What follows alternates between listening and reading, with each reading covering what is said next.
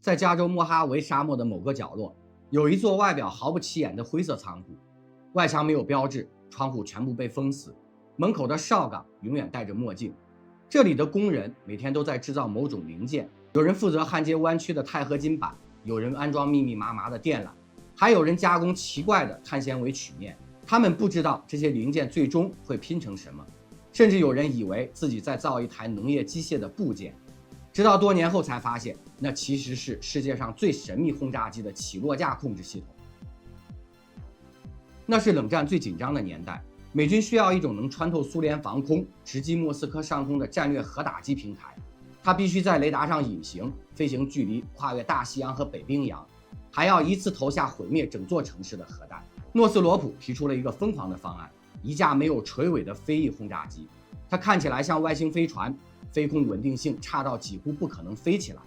但在计算机的神经系统帮助下，它或许能在雷达上完全消失。为了保密，这个项目被切割成几十个独立的工程小组，没有任何人看到完整的设计图。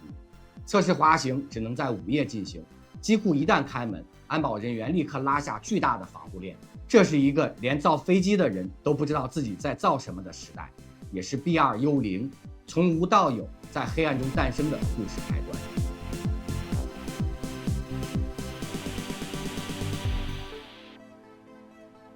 冷战的80年代，美苏的核武器数量已经足以把地球毁灭几十次，但在核平衡的背后，真正的较量是谁能在最短时间、最隐秘的状态下，把自己的核弹送到对方的心脏。美军当时的主力 B-52同温层堡垒，航程远，载弹多，但有个致命的弱点，它太显眼。苏联的 P-14长轨预警雷达能在几百公里外锁定它， S-200防空导弹可以轻松覆盖它的飞行高度。换句话说，一旦进入苏联防空网， B-52就是活靶子。于是美国空军需要一种全新的战略轰炸机，它必须具备3个特征：能隐形，让雷达看不见；航程远到能不加油，飞越北极直击莫斯科。一次任务足以摧毁关键战略目标。这时候，诺斯罗普公司拿出了一个让评审团差点怀疑人生的设计，一架没有垂尾的飞翼。垂尾在飞机上主要有3个核心作用。第一个作用，保持直线飞行的稳定性。飞机在空中飞行时，气流会从各个方向冲击机身，垂尾相当于方向舵的基座，能稳定机头指向，避免飞行过程中尾部左右摆动，俗称为偏航。没有垂尾的飞机就像没有舵的船，很容易在横风或扰流下偏离航向。第二个作用，提供方向控制能力。垂尾上的方向舵可以让飞行员主动控制飞机的左右转向，尤其是在低速或起降时，用来修正偏航。对战机来说，这也是机动动作和保持武器瞄准的重要保障。第3个作用，在非对称推力时保持平衡。如果双发飞机一侧发动机失效，推力会不均匀，机头会偏向一边。垂尾和方向舵能提供反向力矩，把飞机拉回正确的航向，避免失控。然而，垂尾是雷达反射的大户，对隐形非常不利，所以在设计 B-2选择了放弃垂尾的设计。这种造型曾在2战末期由霍顿兄弟尝试过，但当时缺乏计算机飞控，飞起来几乎是自杀。然而到了80年代，数字飞控已经能实时修正飞行姿态，这意味着哪怕是这样不稳定的飞翼，也能被驯服成一架精密的战略武器。项目一旦启动，保密级别直接拉到最高，工程被拆分成几十个独立的任务包，负责机翼的人看不到机头，做机头的人没见过起落架。每个零件都有编号，但编号之间没有逻辑，防止任何人猜出它属于哪台飞机。测试只能在夜里进行，跑道四周布满武装巡逻车。在某次午夜滑行测试中，附近的小镇居民看到一架像 UFO 一样的飞行器划过跑道，当地报纸甚至刊登了外星人造访加州的新闻。当然，真相直到几年后 B-2曝光才被解开。这不仅是一场飞机设计的革命，更是一场赌局。美国压住隐形技术能在未来10年内彻底压制苏联防空网。如果赌赢了， B-2将成为冷战的终极杀手锏；如果赌输了，这将是美国历史上最昂贵的设计错误。隐形飞机的原理说起来很简单，让雷达波打在机体上时，不是被反射回去，而是尽量散射到别的方向。但在80年代，要让一架比篮球场还大的轰炸机做到这一点，简直是噩梦级的难度。第一关是飞机的形状， B2的飞翼造型在雷达上看几乎就是一个模糊的亮点，但它没了垂尾，飞控变得极不稳定，就像一辆没有方向盘的汽车。为了解决这个问题，诺斯罗普的工程师把所有的飞行控制都交给了数字电传飞控系统。你可以把它理解成，在飞机的方向盘和机翼舵面之间，不再是传统的钢索、液压杆，而是一套电子信号传输和电脑控制的系统。在老式飞机里，飞行员拉操纵杆是直接通过钢索或液压把力传到机翼或尾翼上，让它们动起来。但在飞翼布局的 B2 上，这种方法根本行不通。飞翼本身气动不稳定，没有垂尾，稍微一个扰动就可能翻车。于是 B2 采用数字电传飞控，飞行员的动作先被传感器转成数字信号，电脑会每秒上百次的修正这些信号。比如当飞机要倾斜时，它会自动分配各个副翼、升降副翼的动作幅度，保证飞行稳定。最后，电脑把修正后的指令发给执行机构动作系，让舵面按精准角度工作。这样的好处是，飞机本身气动不稳定，但电脑能帮你自动稳住，飞行员不用时时刻刻救机，可以实现更细腻的控制。比如 B2 在高空隐形飞行时，连舵面的偏转角度都会被限制在极小的范围内，以免破坏隐形形态。系统还能自动修正阵风、扰流带来的姿态变化，让飞翼这样的反常规设计能安全飞行。第二关，想要隐身，到底使用什么材料？B2 的机身外壳是复合材料和锡箔涂层的混合结构，这种涂层厚到能用手感触到凸凹，但脆到像饼干一样容易裂。当时的涂装车间里，技师必须身穿全套防护服，手工一层一层喷，而且飞机还不能见雨，因为雨滴会在高速飞行中像子弹一样打碎涂层。这也是为什么 B2 每次出任务，天气预报都是一条关键的战术数据。第三关是保密性。诺斯罗普在测试时不允许任何一台摄像机全景拍摄，所有照片都只拍机身的一部分，而且拍摄角度是经过严格挑选的，就连风洞操作员看到的也是被布幕遮掉一半的机体，因为任何一个没有经过处理的照片都可能泄露它的隐形外形曲线。1988年，第一架全尺寸原型机终于在加州帕姆代尔的工厂里拼装完成。那天的出厂仪式严格到几乎荒谬，整个机库被厚厚的黑布围起来，只有特定军方代表和工程主管能进入。对外公布的唯一一张照片是特意选择的机头正面角度，因为这个角度最不容易暴露侧翼的雷达散射特征。出厂之后 ，B2 直接被拖到夜间的跑道，等到天亮前就送回机库。而在内部测试中，最让工程师心惊胆战的是它飞得起来，但降不下去。第一次试飞时，飞行员报告，机体的气动稳定性在低速状态下几乎失效，最后靠飞控电脑强行修正才把它安全降落。此后的1年里，整个团队几乎都在为着陆阶段的气动控制做微调，直到 B2 可以稳稳滑行到跑道尽头，他们才算松了一口气。B2 的保密不仅在技术层面，也延伸到了国会预算的政治博弈。项目初期，五角大楼信誓旦旦地告诉国会，每架 B2 的造价大约5亿美元，考虑到它的战略意义，这个价钱完全合理。我的天哪！可是真正开工之后，事情就变了味儿。隐形涂层的维护、复杂曲面机身的制造工艺，以及飞翼布局需要的高度数字化飞控系统，全部让成本一路飙升。B2 幽灵轰炸机是历史上最贵的飞机，没有之一。冷战末期的国会预算报告上有一行让所有美国纳税人倒吸一口凉气的数字：一架 B2 的单价超过20亿美元，按今天的币值接近40亿美元。一时间，国会议员们炸了锅，媒体甚至用会飞的金山来形容它。这不是买飞机，这是在买一艘航空母舰。更尴尬的是， B2 虽然能隐形突防，但它没有超音速能力，也缺乏全天候载荷的灵活性，这让很多人质疑它是否值得花这么多钱。在一次听证会上，有议员直言，这架飞机唯一隐形的能力就是它吞掉的钱。那么问题来了，为什么美国要在苏联解体前后还咬牙把这个天价隐形怪物造出来？第一点是美国军方的底牌思维。冷战末期，美苏的核威慑体系已经进入了你打我，我打你的自动化时代。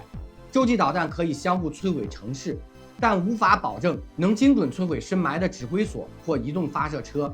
B2 的战略定位就是突破苏联最严密的防空体系，直接飞到目标上空，用精确制导炸弹完成点穴。用美空军参谋长的话说，它不是替代导弹，而是保证有一把能伸进敌人心脏的匕首。第二点是国防预算的政治密码。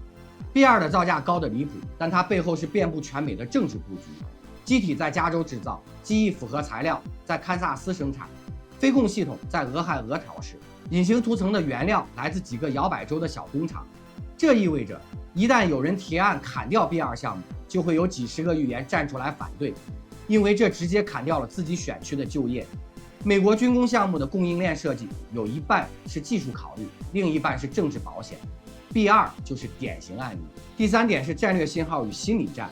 B2在1997年的首次海外部署，并不是因为有战争任务，而是为了秀存在感。它从密苏里州起飞，不加油就能飞到关岛，然后在关岛跑道上静静地停着，等各国情报卫星经过时，拍到一架从未在海上现身的隐形轰炸机。这是赤裸裸的战略信号。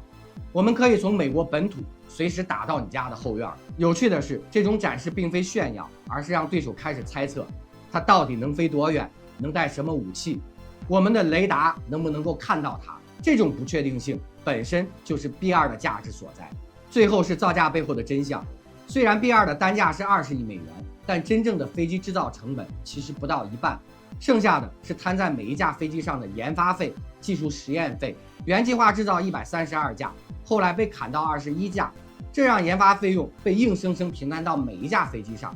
单价就这样被推上了天。换句话说， B2的贵不是完全因为它造的难，更是因为它造的少。这就像你只定做一双鞋，但要把整个制鞋厂的开支都算到这双鞋上。